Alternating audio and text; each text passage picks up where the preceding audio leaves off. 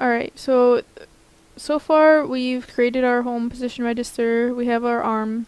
So now we actually want to quote unquote animate this to open and close. Because if I click this button, actually hold on, let's create a part first so we can actually visualize it opening and closing. So let's go to parts, we're going to do add part, we're going to just do box.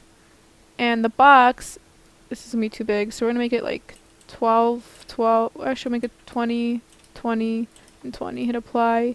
So where'd my box go? There it is. So this isn't anything. This is just the way the box looks. And this is the software telling you like, okay, this is where your box, or what your box looks like. But you don't actually move this. The way you call the box part is you double click where you want it. So let's just say I want it like on the gripper, which I do. I'm going to double click on this. I'm going to go to parts and I'm going to check this off. And then I hit apply. And then I'm just going to click edit part offset. So right now it spawned the box where my TCP is basically. So I want it to be gripped like maybe a little bit below, like that works. That's fine.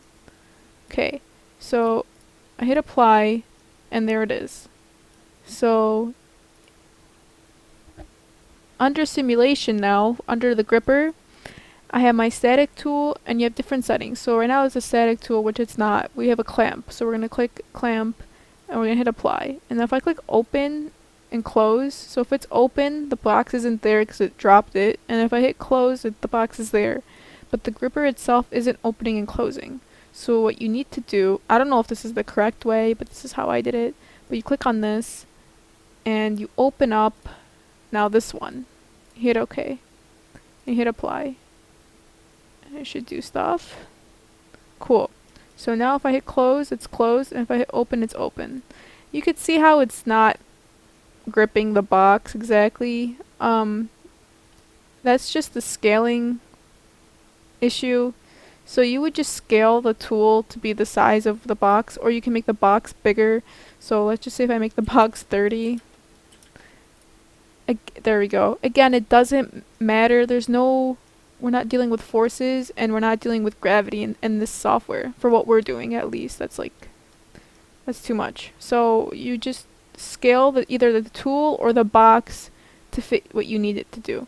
So if you double click, or you can just leave it terrible and like looking, like you don't need it perfect. Like that's too much. So if you just go back to general, this is where you would edit the scale of the gripper that you're using. And it would edit both the open and the closed one. So now if I go up here and I click on this open close hand animation thing, so if I just zoom out and I click on close, it closes and the box appears, open and the box disappears. And all this box is just a save point so that the software knows, okay, if my gripper is picking up a box, that's where it should show up. For all I care, I could have made the box show up like literally out here. And if I closed the gripper, the box would show up here. And if I opened it, the box would disappear out here. Like it's just all for like visual, just for like, yeah, it's just for you to see where it is. And also for the software to like just simulate what's going on. So you can click on visible at teach time and visible at runtime. What this does, so if I click on this, visible at teach time, and hit apply, and hit OK, and I do close, it should not show up. See, it's not showing up. But then if I go back to that, so if I click on visible at teach time and hit apply, and I close it, it's there. That way you can just define where to move the gripper and how it's going to look later on.